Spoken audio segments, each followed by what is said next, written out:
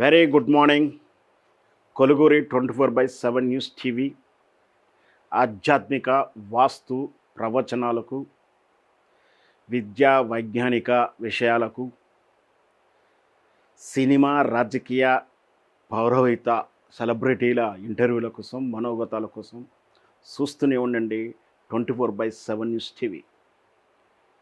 గడిచిన 24 గంటల్లో మనం చూసిన వార్తలు, మనం విన్న వార్తలు, మనం చదివిన వార్తలు, సోషల్ మీడియాలో వైరల్ అయిన వార్తలు, రచ్చబండ దగ్గర జరుగుతున్న కొన్ని చర్చలు, ఇవన్నిటికి కూడా ఈ వార్తల్లో అసలు నిజాలేమిటి, వాటి వెనక ఉన్న ఉద్దేశాలేమిటి అని విశ్లేషించే ప్రోగ్రామే ఈ న్యూస్ అనాలసిస్. గుర్తుపెట్టుకోండి, ఇది కేవలం న్యూస్ అనాలిసిసే కాదు, న్యూస్ పోస్ట్ మార్టం కూడా. ఇకపోతే ఈరోజు ఇది తెలంగాణ న్యూస్ లైన్ వారిది. ఈ వార్తలు ఒకసారి చూద్దాం. ఎవడు అడ్డం పడ్డా మూసి లేసి తొక్కుతా, ఇది గౌరవనీయమైనటువంటి మన రాష్ట్ర ముఖ్యమంత్రి గారి భాషా నైపుణ్యము. ఈ దేశంలో నాకు తెలిసి ఆ కొరియా, అది నార్త్ కొరియా అనుకుంటా కదా, కిమ్ కూడా ఇట్లాంటి భాష మాట్లాడు చాలా సైలెంట్గా 2 ముక్కల్లో సైగల్లో చెప్తాడట. ఇలా అని, ఇలా అని, ఎట్లా అని, లేకపోతే జోబులో చేయి పెట్టుకోవడం, ఇంతకు మించి సందేశాలు ఇవ్వడు. అలా జోబులో చేయి పెట్టుకుంటే ఒక అర్థము, ఇలా అంటే ఒక అర్థము, వాడిని మొత్తం మీద అయిపోయింది వాని పని, చాప్టర్ క్లోజ్ అని. ఇంకా సరదాగా చెప్పాలి అంటే ఇలా మీద చెయ్యేసుకొని సరదాగా నడుచుకుంటూ తీసుకెళ్తాడట. అయిపోయింది సరదాగా. ఎవరి మీద చెయ్యేసాడంటే వాడిని తీసుకుపోయి చాంబర్లో వదిలేస్తాడు. వాడు వెళ్తూనే ఆయన చాంబర్ ఓపెన్ అవుతుంది, వాడు కింద పడతాడు. కింద జరగాల్సిన కార్యక్రమం జరిగిపోతుంది, ఆయన అలా తిరిగి ఇటు వచ్చేస్తాడు. ఆ రాజ్యం అన్నా అలా ఉంది. మరి ఇక్కడేం రాజ్యము, ఇదేం భాష?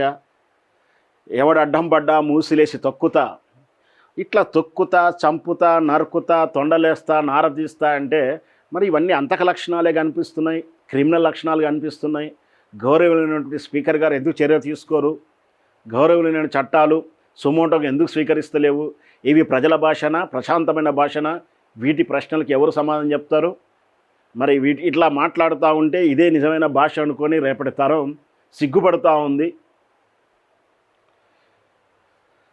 ముఖ్యమంత్రి రేవంత్ రెడ్డి ప్రగల్భాలు పలికారు. సభలో ఆయన మాట్లాడిన మాటకు క్షేత్రస్థాయి వాస్తవాలకు ఎక్కడా పొందనలేదు. 6 గ్యారెంటీలు, 420 హామీల అమలు గాలికి వదిలేసి 3 సార్లు రైతు భరోసా ఎగ్గొట్టి రుణమాఫీకి కొర్రెలు పెట్టి యూరియా యాపులతో అన్నదాతకు గోస పెడుతున్న ప్రభుత్వం వ్యవసాయాన్ని పండుగ చేస్తామని చెప్పుకోవడం విడ్డూరంగా ఉంది. కొనుగోలు కేంద్రంలో ధాన్యం నెల తరబడి ఎండకెండి వానకు తడిసి రైతులు అల్లాడుతుంటే యాసంగి రికార్డు స్థాయిలో కొనుగోలు అంటూ మాట్లాడడం, ఫీజు రియంబర్స్మెంట్పై హైకోర్టు మెట్టకాయలేసిన, నిరుద్యోగుల ఉద్యోగాల కోసం రోడ్డెక్కిన, ఇంకా పనులు పూర్తిగానే ఎస్ఎల్బీసీ టన్నులతో సాగునీరు ఇస్తామని పచ్చి అబద్ధాలు చెప్పడంలో సర్వత్రా విమర్శలు కూడా.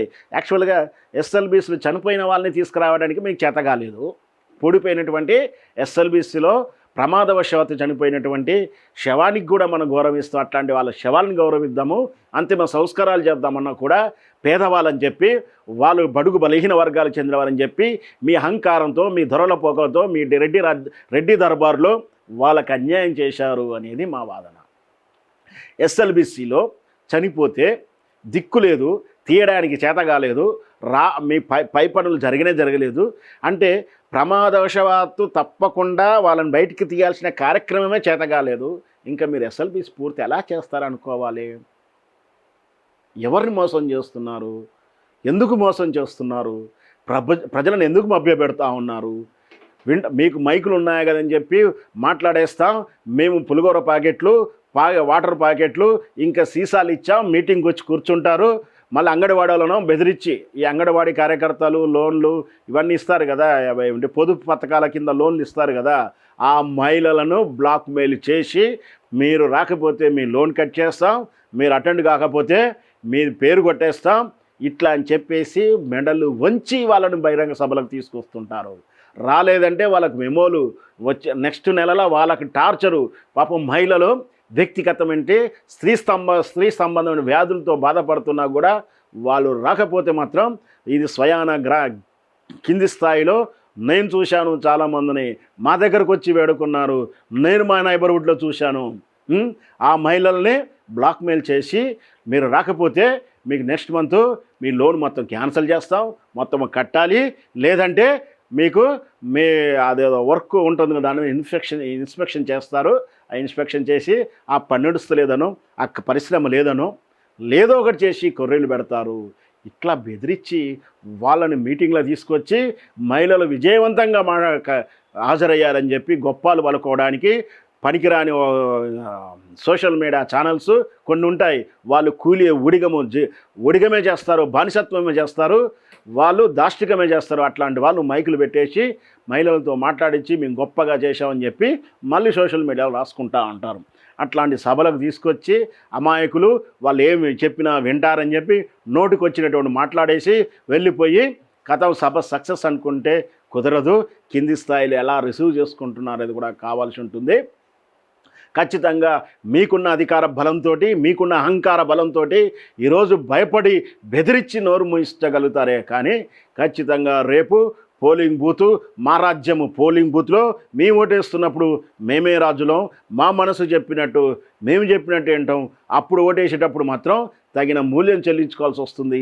మీరు ప్రశ్నించే వాళ్ళ మీద కేసులు, జర్నలిస్ట్ మీద కేసులు, అడిగే వాళ్ళ మీద కేసులు, ఇట్లా కేసులు పెట్టడమే కాదు చివరికి మీ సభకు హాజరయ్యేటువంటి మీ నాయకుల మీద కూడా దాడులు చేసుకునే హీన స్థితిలో ఉన్నారంటే ఏమని అర్థం చేసుకోవాల్సి వస్తుంది.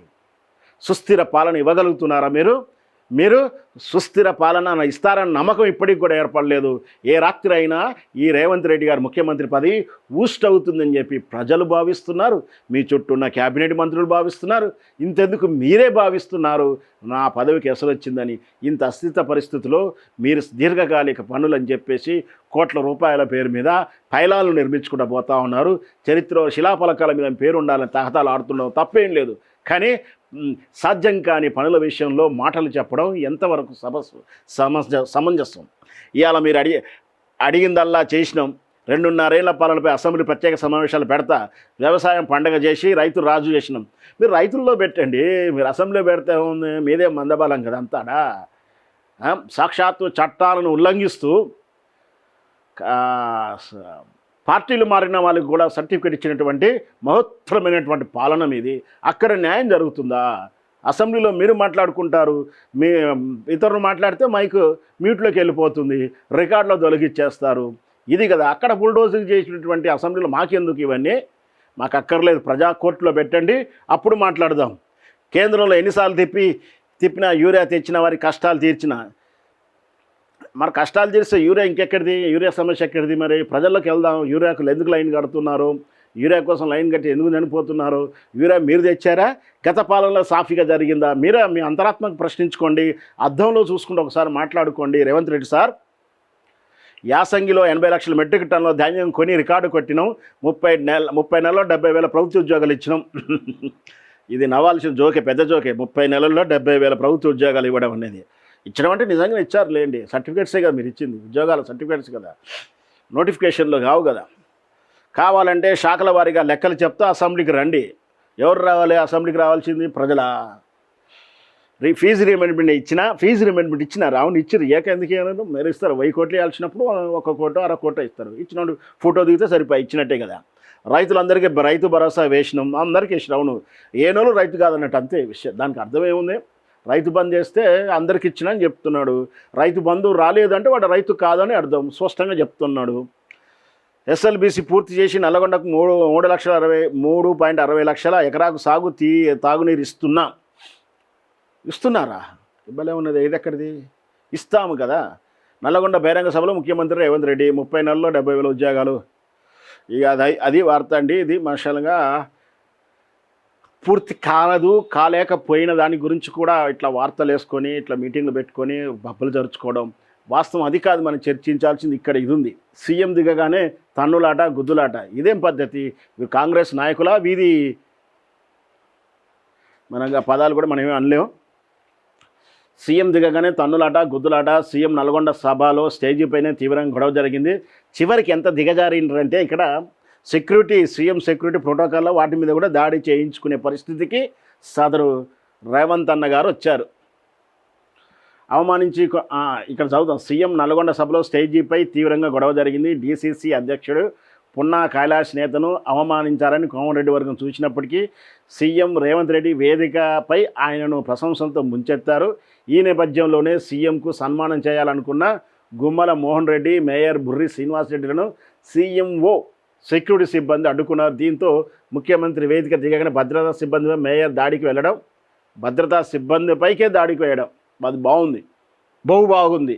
ఈ రాష్ట్రంలో శాంతి భద్రతలు నమ్మకాలు ఎట్లున్నాయంటే ఇక నెక్స్ట్ లెవెల్ ఇక భద్రతా సిబ్బందిగా దాడి జరిగినాక ఇక నెక్స్ట్ లెవెల్ ఏముంటుంది, మీ మీ మీ వాళ్ళ మీద అంటే ఈ క్యాబినెట్ మంత్రుల మీదనో మీ మీదనో కూడా దాడికి వచ్చే ప్రయత్నాలు జరుగుతాయి. ఎందుకంటే మీ తీరు అలా ప్రవర్తన తీరు అలా ఉంటుంది. దీంతో ముఖ్యమంత్రి వేదికకు దిగానే భద్రతా సిబ్బందిపై మేయర్ దాడికి వెళ్లడం, ఇరు వర్గాల మధ్య తీవ్ర తోపులాట జరగడం, నల్గొండ కాంగ్రెస్ అంతర్గత విభేదాలు సభాసాక్షిగా బయటపడడం. నల్గొండ సభలో బయటపడ్డ కాంగ్రెస్ అంతర్గత విభేదాలు, సీఎం సెక్యూరిటీ సిబ్బంది, మేయర్ బుర్రి శ్రీనివాసరెడ్డి మధ్య తోపులాట.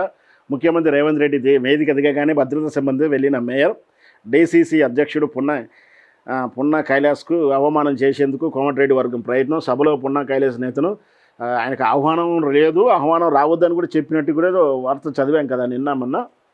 సో ఇది సీఎం మీద కూడా దాడి చేయగలిగినటువంటి దుర్మార్గమైన స్థితిలో ఉంటే ఏంటి పరిస్థితులు అనేది మనం ఆలోచించుకోవాల్సి ఉంటుంది.